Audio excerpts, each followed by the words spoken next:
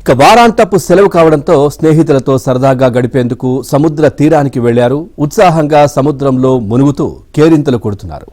ఈ క్రమంలో వచ్చిన రాకాసి అల వారి ఆనందాన్ని మింగేసింది, మృత్యు ఒడికి చేర్చింది. వేరువేరుగా జరిగిన 2 ఘటనల్లో 3 ఇంజనీరింగ్ విద్యార్థులు మరణించగా మరో 2 యువకులు గల్లంతయ్యారు.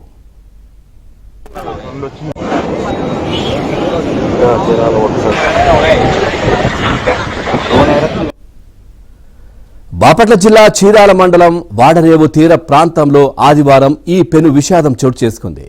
అమరావతిలోని వీట్ కళాశాలకు చెందిన బి సాయి, మణిదీప్, వంగల శ్రీ సాకేత్, పెంటెల్ల జీవన్, సాత్విక్ మరో 4 మిత్రులతో కలిసి ఆదివారం బస్సులో వాడరేవు తీరానికి వచ్చారు.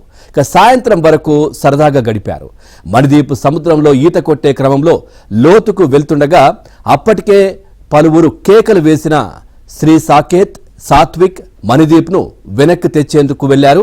ఆ సమయంలో అలల తాకిడికి మణిదీప్ కొట్టుకుపోతుండగా కాపాడేందుకు ప్రయత్నించిన 2 మిత్రులు కూడా గల్లంతయ్యారు.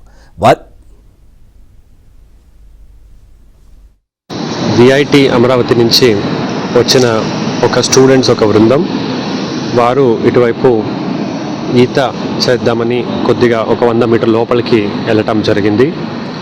అప్పుడు ఈరోజు అలలు కూడా ఎక్కువ ఉండడం, గాలి కూడా ఎక్కువ ఉండడం వలన దురదృష్టవశాత్ వాళ్ళు 4 మంది అట్లా కొట్టుకెళ్ళిపోవటం జరిగింది.